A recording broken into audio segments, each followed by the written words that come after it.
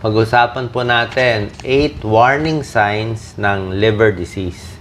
Alam niyo yung sakit sa atay talaga po, delikado itong sakit sa atay. Daming Pilipino may sakit sa atay. Actually, 16 million Filipinos may hepatitis B. Pag-usapan natin mamaya. Ang atay natin, pampabuhay yan, kaya nga liver yan. Tawag natin siya taga-process ng mga gamot, minsan yung ibang pagkain, o kahit yung alak na iniinom natin, dyan din nagpa-process eh. Kaya pa na sinobrahan natin ng alak, ayan, nasisira yung atay natin. So, ano ang warning signs? 8. Number 1, jaundice. Madilaw ang mata, madilaw ang balat. Nakikita nyo yan eh. Dito talaga pag tinaas nyo, parang yellow. Pag malala, medyo yellow-green na nga eh. Number 2, itchy skin. Makati. Mabilis magsugat ang mga balat nila. Parang balat ng may edad, mabilis manipis. Number 3, dark urine. Nag-iiba yung kulay ng ihi. Hindi siya talaga normal na parang hindi ka lang uminom ng tubig, tapos madilaw. Talagang madilaw siya. So, pag duda ako kung madilaw ang mata, palagay natin, hindi ko sure. Tinatanong ko, ano kulay ng ihi mo? Pag madilaw masyado, jaundice na siya. Sakit sa atay na yon. Number 4, masakit dito sa right upper quadrant. Sa kanan, dito sa taas, na dyan yung atay. O, kinakapa ng doktor yan eh. Fatigue, number 5, mas pagod sila. Number 6, weight loss, namamayat pag may sira na yung atay. Number 7, may manas, swelling. Hindi lang sa paa, pati sa tiyan. Ang tiyan nila malaki. Lumalaki ang tiyan. Hindi po dahil mataba, meron silang tubig sa tiyan. Ascites ang tawag dyan. Tingnan nyo, baka nakakita kayo sa barangay nyo ng alcoholic. Yung talagang alcoholic, lasing ng lasing, nagli-liver cirrhosis, ang payat ng kamay, maputla, ang laki ang tiyan.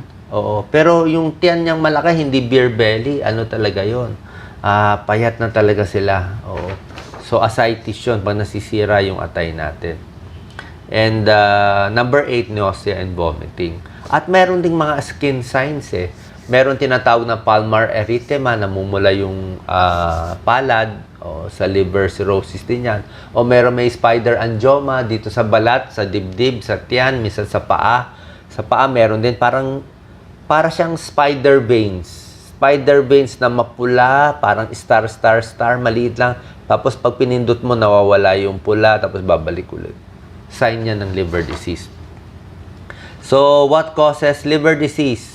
Alak, alcoholic liver disease, taba, fatty liver, kung may diabetes, maraming may fatty liver, hepatitis B, common yan. Hepatitis A, hepatitis B, hepatitis C, viral infection. Ang daming kababayan natin may hepatitis B. Liver cancer, yan. Nagkakos din ng liver disease. Yun ang mas nakakatakot. 16 million Filipinos, meron tayong hepatitis B. Bakit natin nakukuha to? Karamihan dito namana sa magulang. Sa nanay, napasa sa anak. O saan niya nakuha? Sa nanay din niya. Dapat kasi meron tayong bakuna sa Hepa B.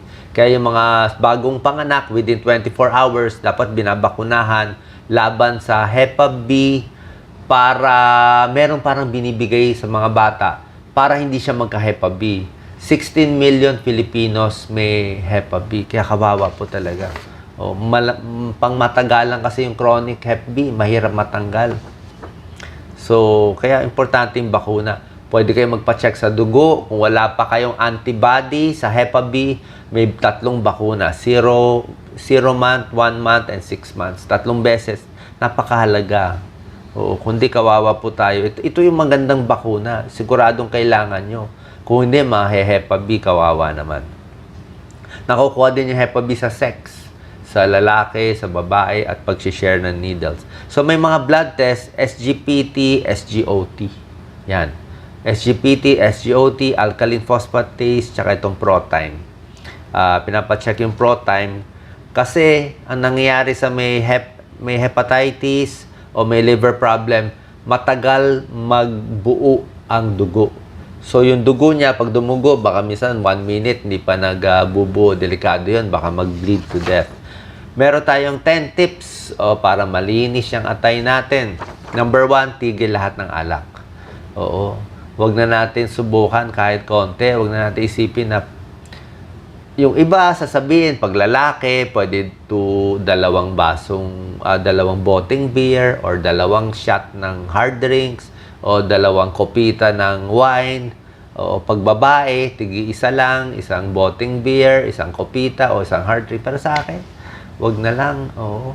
Lalo na kung may liver problem, o kung ayaw nyo talagang magkasakit, tigil na lang yung alak.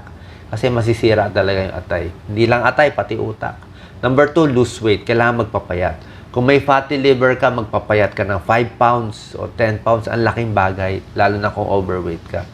Number 3, iwas sa oily foods, sugary foods. Alam nyo na to. Kaya nga fatty liver eh. Ang dami sa atin may fatty liver yon. Pwede rin yun magdulot ng liver cirrhosis at liver failure.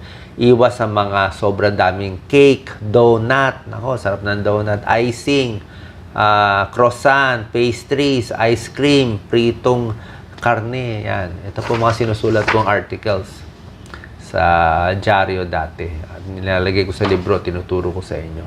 Number 4, dapat healthy ang pagkain, di ba? Healthy green leafy vegetables, pwedeng brown rice, sari-saring gulay, maraming antioxidant eh. Mas mabisa nga itong mga healthy na pagkain, gulay, prutas, kumpara pa nga sa vitamins. Kung papapiliin kayo, yung pinaka-carrots, kamote, di ba yan talaga mga healthy mga gulay natin. Number 5, exercise. Pag nag-exercise tayo, makokontrol ang diabetes. Maraming may diabetes, may fatty liver din. Number 6, kung meron kayong diabetes, i-control ito. Kasi konektado ang diabetes sa fatty liver. So, i-control ang diabetes sa diet, sa gamot, o sa insulin kung kailangan. Number 7, kung mataas ang cholesterol, di ba? Mataas ang cholesterol, kaya na fatty liver eh. Dapat gamutin yung cholesterol. Diet din, oatmeal, tulad na sinabi ko, bawas taba.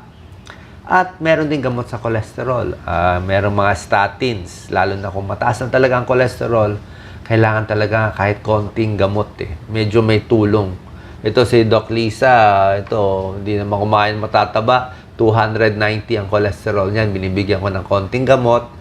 Binibigyan ko siya atorvastatin, half tablet, 4 times a week. Kahit hindi naman siya mataba. Kasi lahi eh. Yung lahi niya, mataas ang cholesterol, baka mag-fatty liver, ma-heart attack. Okay naman itong mga gamot na to sa tamang dosis. Number 8, may tulong ang yogurt. Healthy ang yogurt. Number 9, iwas sa pag-inom ng mga gamot kung may liver disease ka na. Kung may fatty liver ka o alcoholic liver cirrhosis, iwas na sa mga mga gamot na hindi kailangan. Kahit yung mga paracetamol, tanong nyo muna sa doktor nyo, konti-konti lang. Aspirin, may mga antibiotics na bawal, tanong nyo sa doktor nyo. May mga herbal supplement, huwag basta-basta uminom ng herbal kasi meron din dyan, baka delikado kung may diferensya ka na sa atay. Number 10, Hep B vaccination. At syempre, last, iwas sa mga toxin sa paligid. Yung mga insecticide spray, nag-spray kayo ng insecticide para sa ipis, sa daga, mamaya pumunta sa kamay nyo. O yung mga pang-spray nyo, delikado po. Pwede makasira ng atay, pwede rin mag-cause ng cancer. So sana nakatulong tong tips ko, paano alagaan ng atay. Kung may problem po kayo, pacheck ang SGPT, SGOT, magpatingin sa gastroenterologist. Yung mga may Hep B, patingin po tayo sa gastroenterologist, sila magbibigay. Minsan binibigyan ng gamot, pero wala talagang specific na gamot sa Hep B. Hindi pang kalahatan eh. Merong special na gamot para lang doon sa medyo iba yung level sa dugo na parang masyadong infectious. Yun, binibigyan konting gamot, pero mahal yung gamot eh. Dito na lang tayo sa healthy food, diet, iwas sa alak at mga toxins. Makakatulong na po to. God bless. Thank you.